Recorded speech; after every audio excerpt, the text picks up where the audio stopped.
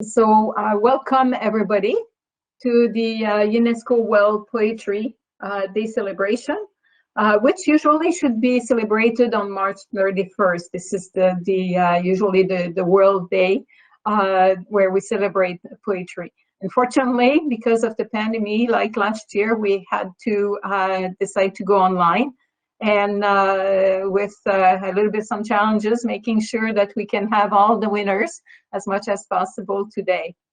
So this year's celebration and this year's poetry contest was related to the International Year of Fruits and Vegetables and the International Year of Peace and Trust.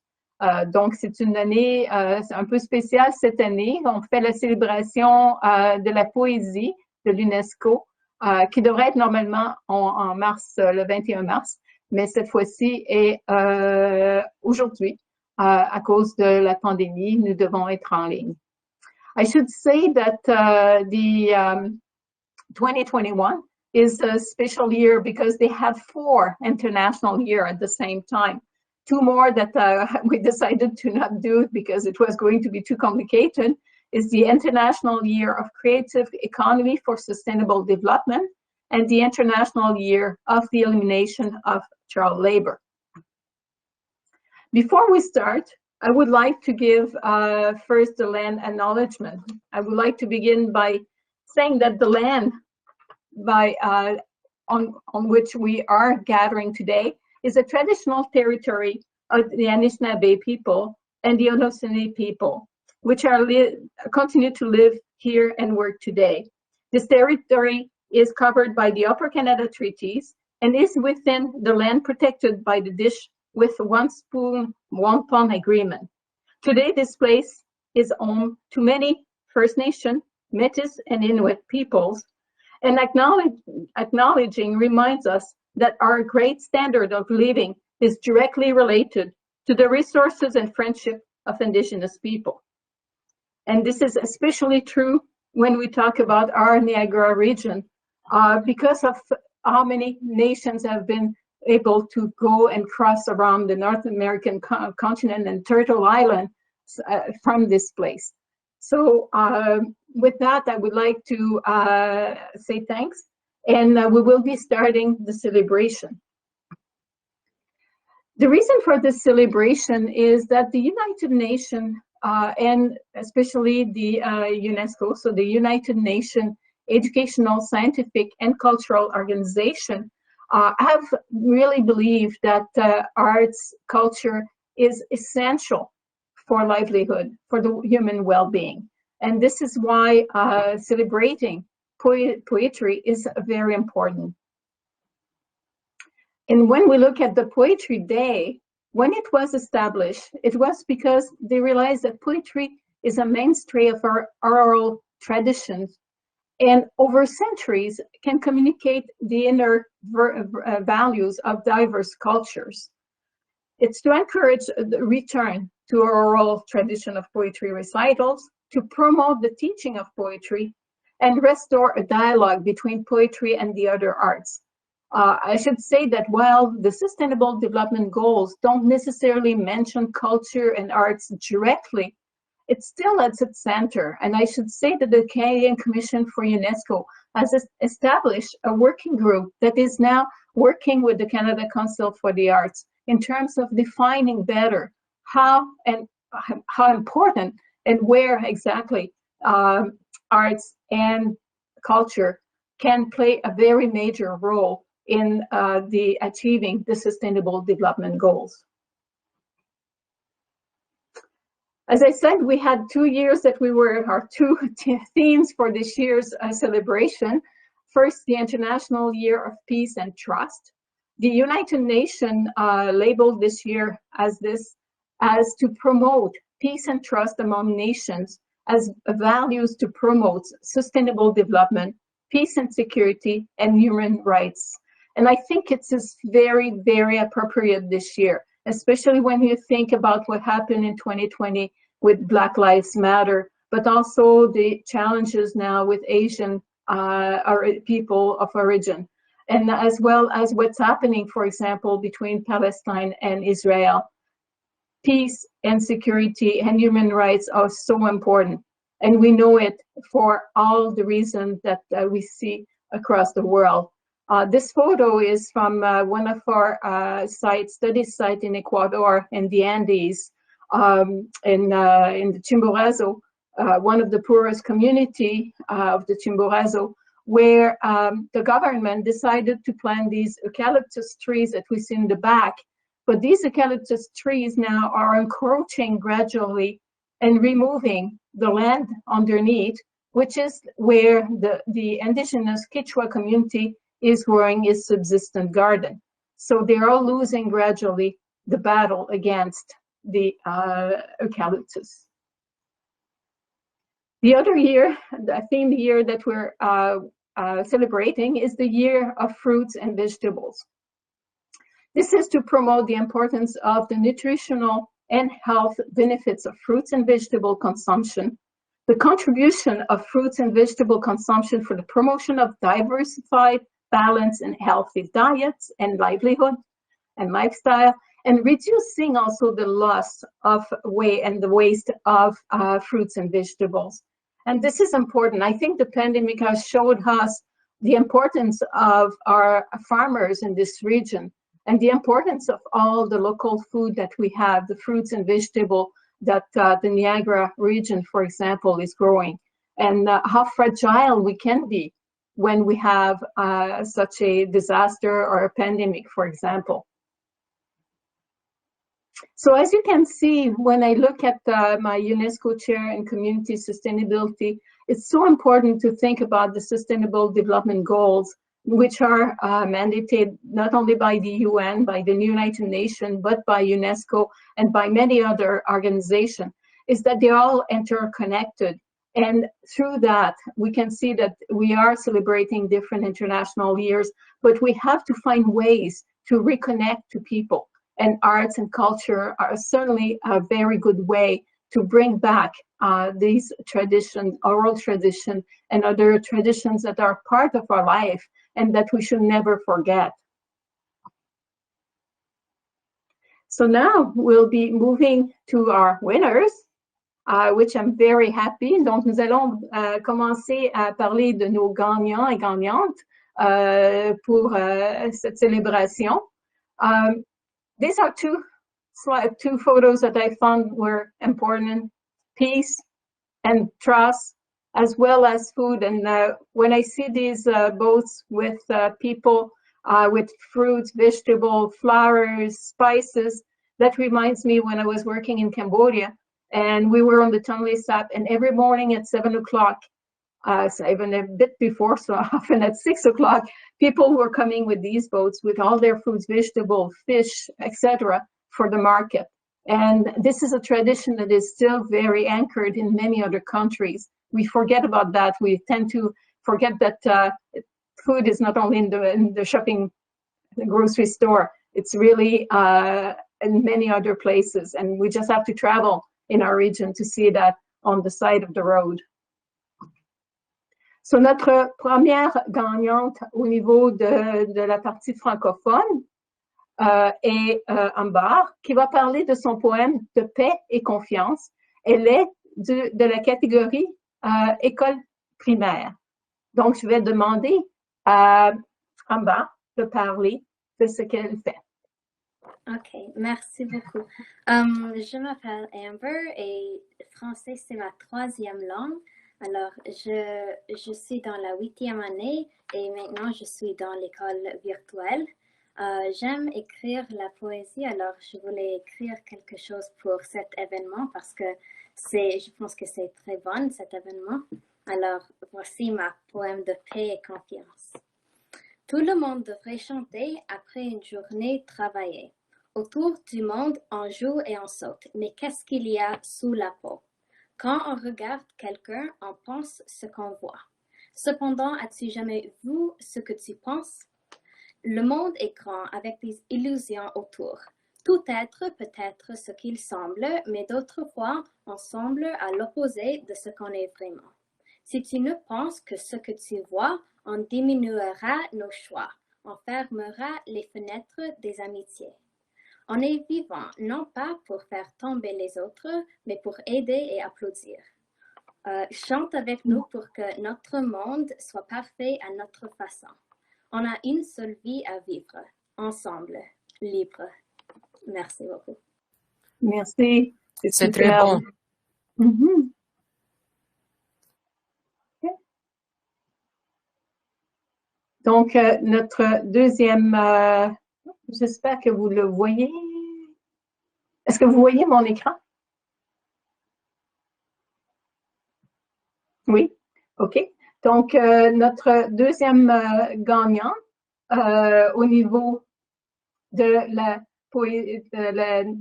poésie est Dominique, qui est à l'université Brock et qui va parler de son apprentissage des fruits et légumes.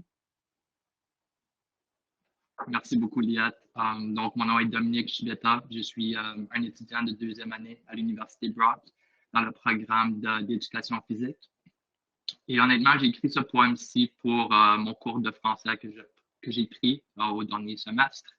Et j'ai choisi le thème des fruits et des légumes parce que je voulais genre parler de comment ils m'ont bénéficié dans mon enfance. Et là, ils continuent de me bénéficier comme jeune homme à l'université. Donc, mon poème, mon apprentissage des fruits et légumes. Ma mère a toujours insisté que je mange mes fruits et légumes. J'avoue que je ne connaissais pas leur importance quand j'étais petit. J'avais l'impression qu'ils ne servaient qu'à prévenir le rhume, donc je les mettais souvent de côté en faveur des spaghettis. Quand je suis rentré au secondaire comme jeune adolescent, mes cours de santé ont élaboré sur l'importance des vitamines et minéraux. J'ai compris que je pourrais devenir un athlète ultra puissant si je commençais à consommer des fruits et du melon d'eau. J'ai décidé de changer mon alimentation pour devenir plus sain. Plus de carottes, d'épinards et de brocolis pour la santé des yeux. Plus d'oranges, de pommes et de mangues pour remplacer le pain. Ces aliments m'ont permis de devenir quelqu'un de plus joyeux. Je me retrouve maintenant en 2021, un étudiant à l'université, où mon apprentissage sur les fruits et légumes continue. Les pertes et le gaspillage sont des problèmes contre lesquels on doit lutter pour qu'on puisse continuer d'offrir des fruits et légumes à la collectivité. Merci. Merci beaucoup. Et là, on va aller.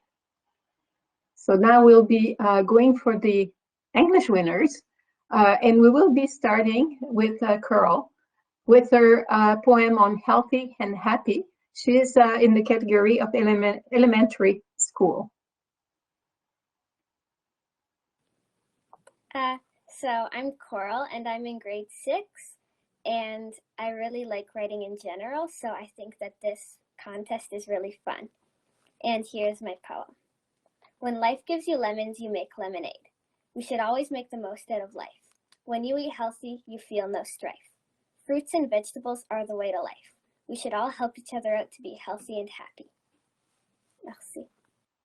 Thank you. Merci.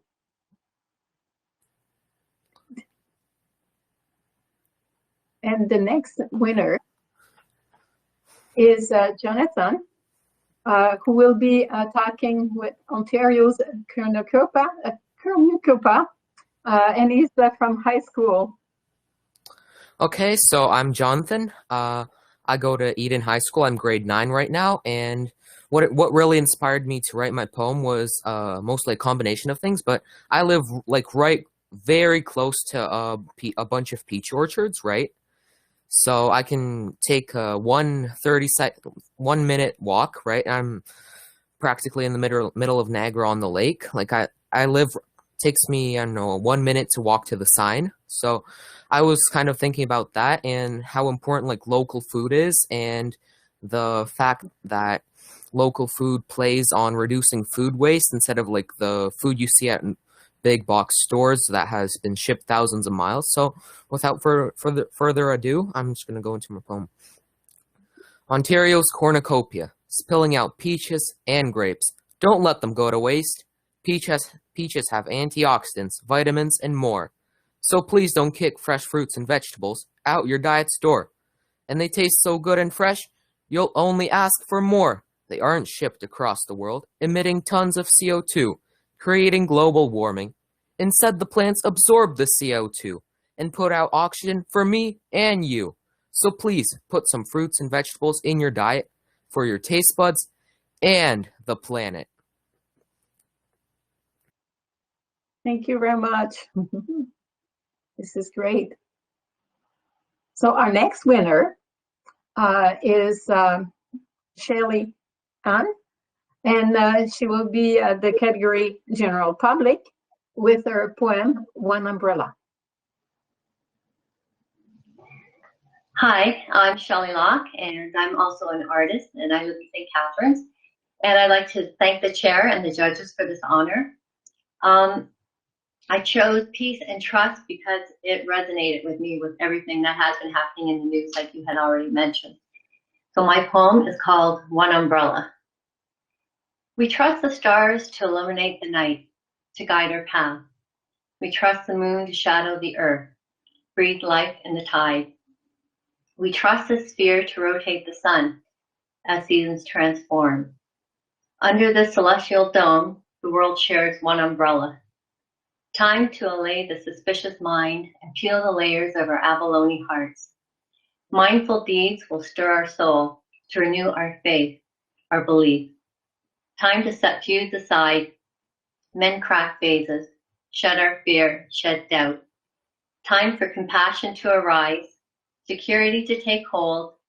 Our senses will gauge new actions. We watch with hope as our spirit sense a promising realm of peace. Thank you.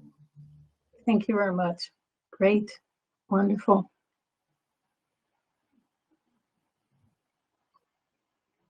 And now we'll be going to the next one, which is the winner from the university category, Ethan, with his poem, Hospital Fruit. Unfortunately, Ethan was unable to come. However, we will be able to share his, he was able to record his poem, and we'll just put it now.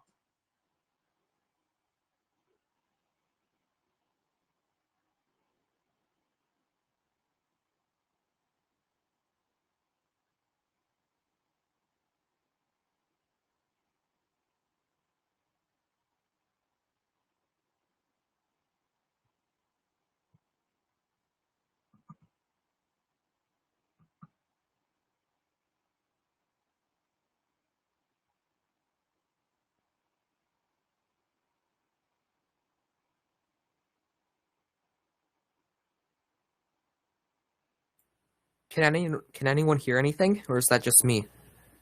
Oh, you know, okay, just a second. Oh, you cannot hear? No, I can't hear anything. No, can't it's not coming through. No. Okay, just a second. So I'll stop sharing and start again. Okay, share audio this time.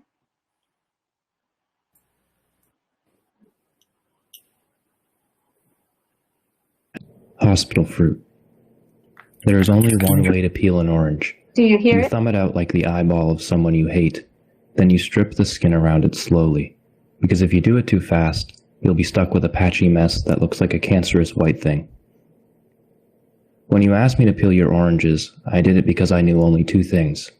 1, you were very much dying. 2, I could learn something from a piece of fruit. I also liked the hospital. It kind of felt like an airport, except departures meant going to heaven or hell. Sometimes, you asked me to bring you fruit from outside, because you had a theory that they were putting sleeping pills inside all of the oranges of the hospital. I thought it was really funny because of one flaw. How would they stitch the skin back on the orange? Patience is a virtue is a really stupid saying. You can't really apply that to someone who's dying because you already know where they're going to go. But then it begs the question, is patience as a concept stupid? Since, of course, we're all going to die anyways, right? And then I peeled the orange too fast, which meant you got a piece of that white stuff stuck in your teeth.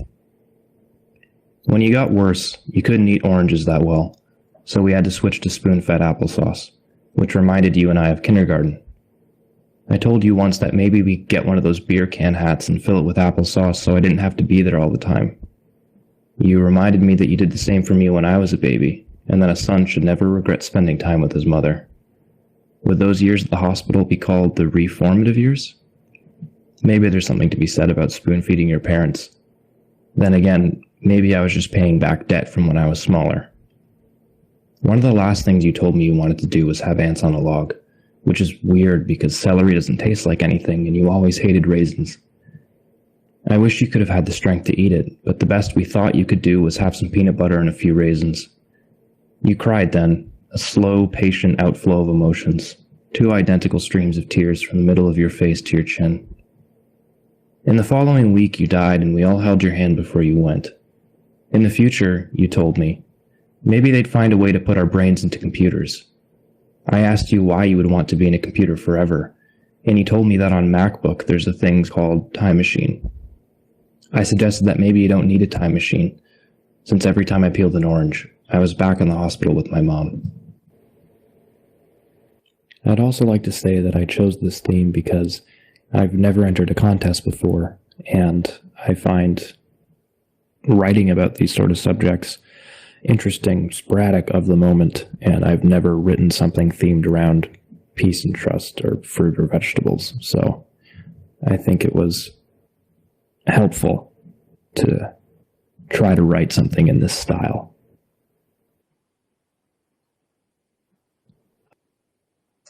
Thank you. I think it's very profound in this case of what he has been talking about. So now we will be moving to two of our judges who have graciously came today to be able to present selected poems. Donc, on a deux de nos juges qui sont maintenant avec nous et qui vont pouvoir parler de leurs poèmes qu'ils ont sélectionnés. Donc, je vais demander en premier à Catherine si elle est prête à pouvoir parler de son poème. Bonjour tout le monde, bienvenue. Félicitations, félicitations à Coral, Jonathan, Dominic, Shelley, Alba, and not yet Gregory, wait a second. So the wonderful absent on the oranges. Liette, is it my turn to read my poem or is it something else that you expect from me? It's time for reading. Good. So I'm not going to talk about oranges, but about apples, because it's apples and oranges. So I need to concentrate. Ce sera en français. Vous êtes prêts? Oui. L'idée des pommes, l'idée du fruit, quelque chose de rayonnant qui se croque, un soleil juteux à l'heure du midi, une soif, une envie, le menu des jours heureux, des couleurs qui me ravissent. J'ai cherché des fruits qui ne rayonnent pas et sans couleur pour me ravir. Et j'ai trouvé des pommes qui ne me disent rien dans un tableau qui dit beaucoup et au dos duquel il est écrit Premier essai de synthétisme et de simplification 1887. Deux pots en grès, un grand, un petit, aux couleurs fades et quelques fruits, nature morte, nature belle. Van Gogh écrit et Émile Bernard lit. Dans le tableau, je ne sais quoi de volontaire, de tressage, je ne sais quoi de fixe et de ferme et sûr de soi. L'artiste Bernard sans doute se dit « Quelle belle écriture ! Il a raison !» De petites pommes sans prétention, grisâtres et méconnaissables.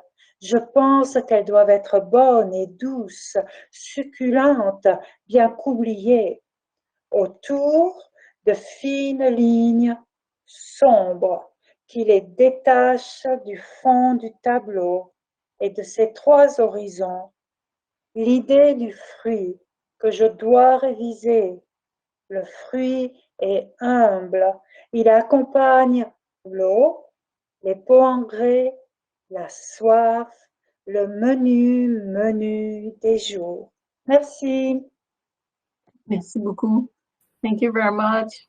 It's great. Français est une très bonne langue pour poème. Merci. Merci. Uh-huh. Now we'll have Gregory Betts, who is also a judge, and will be speaking about his selected poem. Well, I just want to say thank you to all of you for your excellent poems and your excellent readings. It's been a fantastic event so far, and it was such a pleasure to read the works. And to hear them read is just an exceptional bonus. So I want to congratulate you all and thank you sincerely. I am going to read a poem that is about fruits and vegetables, sort of. It has the theme of shopping, and there's a grocery store involved, so I thought that was close enough. It's actually about the elephants of Canada, is the real theme of the poem.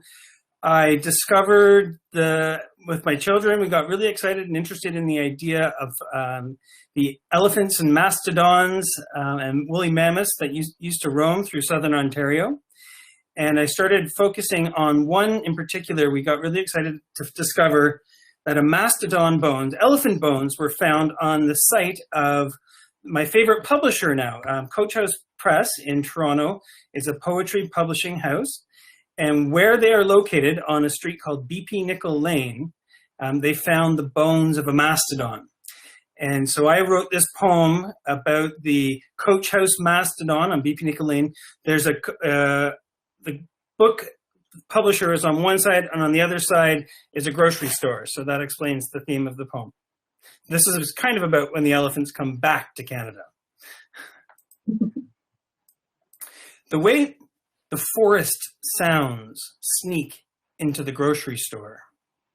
The shopping cart creaks like mountains. I have seen mountain goats scale Campbell soup cans as if they were butter. Aisle 12. Through those murmurations, through the aisles we move, enacting strange Pac-Man patterns of consumption, holding coupons up against the ghostly creep, the spilt cherries that magically disappear, the floor unstained. The way the vitamin stacks whisper hypnotically, the freezers murmur anonymously, while these persistent birds overhead click and chirp like cameras. I think I will root for truffles tonight. I am no hero. I am skinny dipping in a sea of potato chips, swaying like kelp past cookies and Creosote cleaner, peanut butter tubs you could bathe in. When the elephants come back to Canada, we will hear their thunderous stomp on the roofs of stores like these.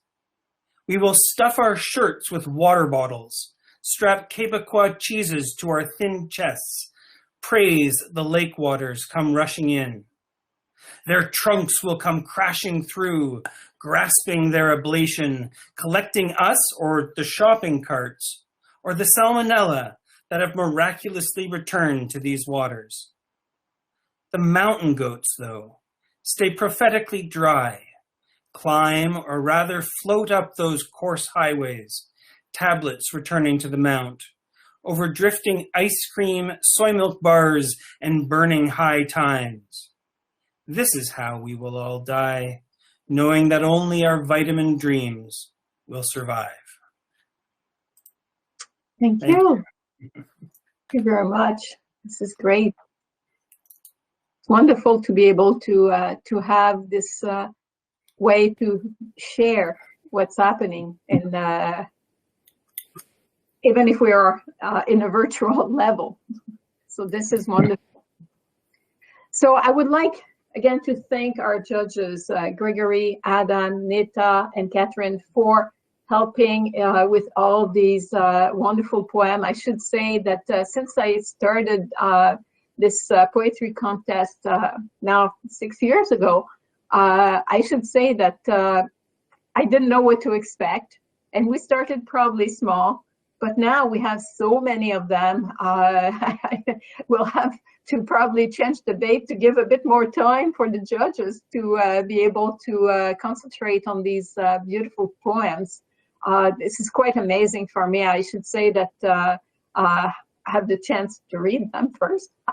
And this is for me a great occasion to really see the importance of poetry when we look at sustainability. It's part of our life, it's part of our livelihood, our traditions, our culture, and we should never forget that. We cannot put that aside for other, you know, even if it's video game or something else. So we have to keep in mind that it's part of our life.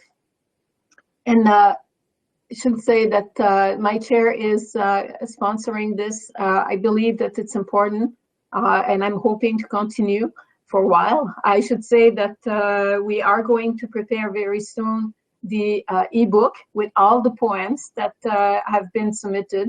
That will be coming out sometime this summer. I can imagine with the pandemic, we have been a little bit behind on some of these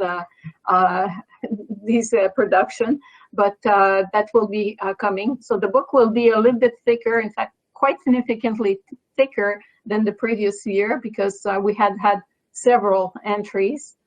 So this is wonderful. And I can already tell you that you can stay tuned for the next year. So which will be, in fact, starting in September. Usually we start announcing the next poetry contest in September. And for 2022, in part because I currently have with a research team a project that is called Beyond Sustainability. We decided that the next contest will be called Beyond Sustainability, Transformative Change for the Future.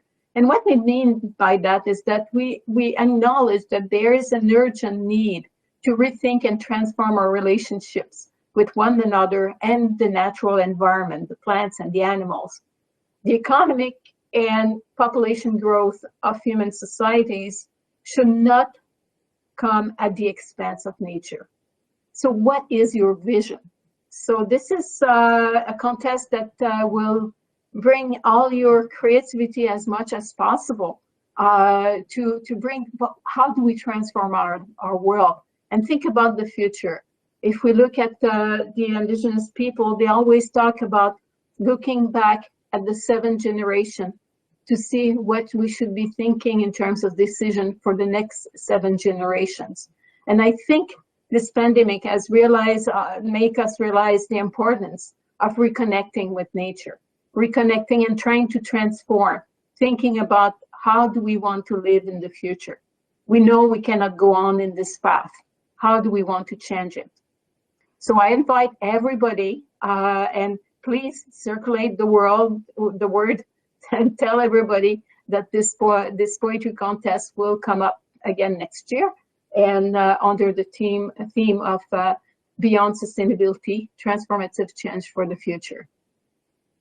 So I would like to thank you, merci, Chimigwash, for coming to be here and to come and share the celebration with us of these wonderful winners that have been really amazing in terms of their what they have done, and hopefully that inspiring you for the next year's poetry contest. So thank you again, and I wish everybody a very wonderful evening. Donc merci encore une fois, et je souhaite à tout le monde une bonne soirée. Merci. Thank you so much. Thanks, everybody. Thank you so much, and congratulations to the other winners. Yeah, congratulations.